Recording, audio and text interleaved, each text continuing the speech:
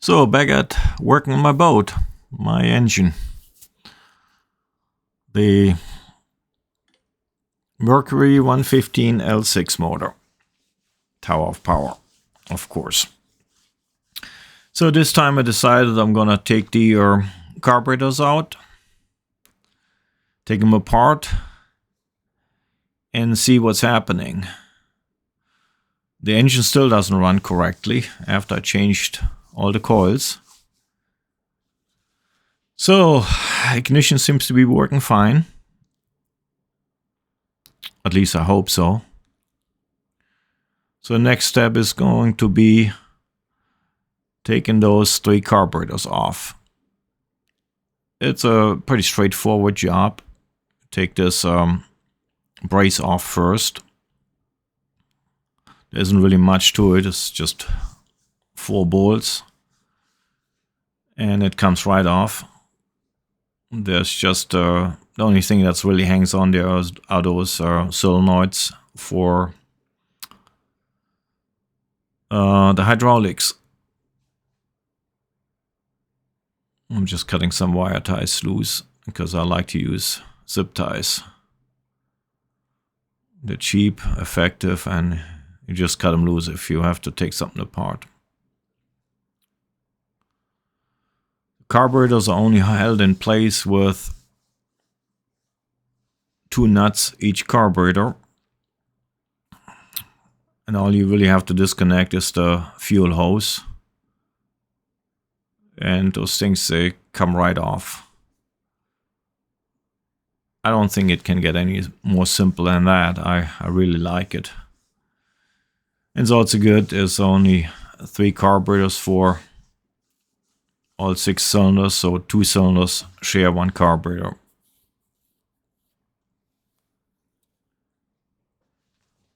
The carburetors actually look good. I don't think there's a lot of problems with them. But either way,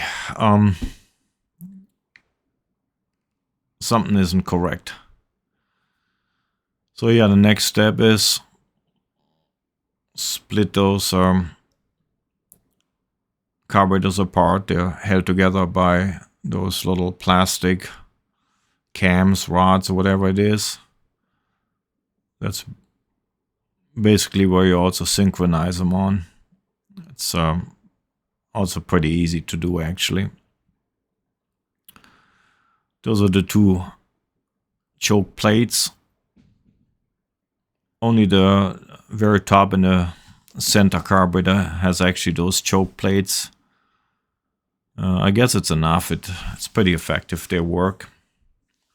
The newer version actually, this motor actually had a different type of choke setup where it didn't use those choke plate. It had kind of an enrichment valve, and that basically let additional fuel go into the carburetors on cold start.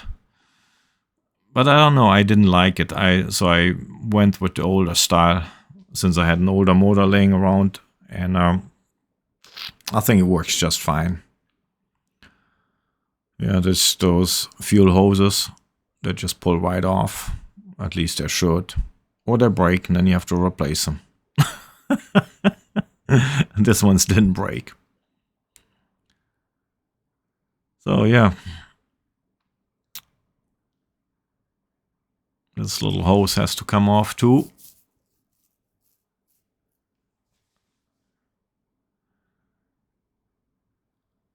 I don't know what that is, if it's an overflow hose or something, or I don't know.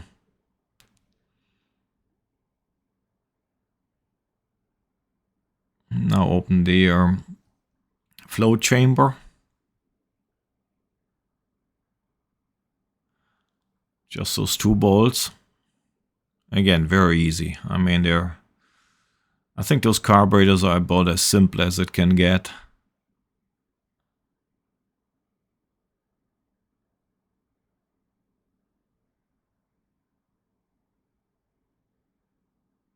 Yeah, there you have it. And inside is the float. Let's turn around, dump it out.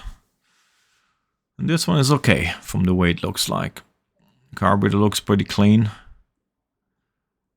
So at this point in time, I'm not quite sure what to think about it.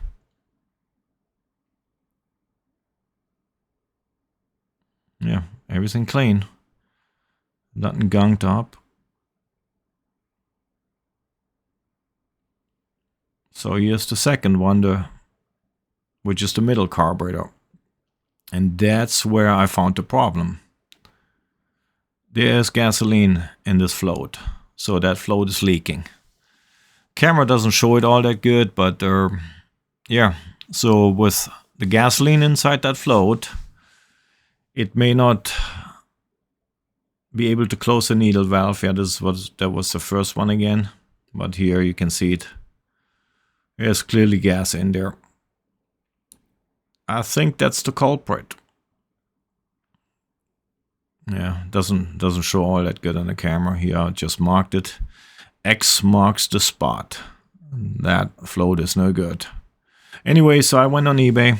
Already ordered 3 new ones. The last carburetor, the top one, also had gasoline in there. Not as much as the middle one, but nevertheless.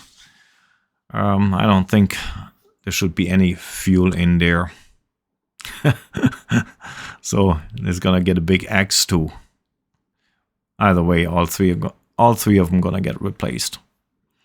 Alrighty, I'm just gonna wait till the new floats come in and then put it all back together and ready for another test drive.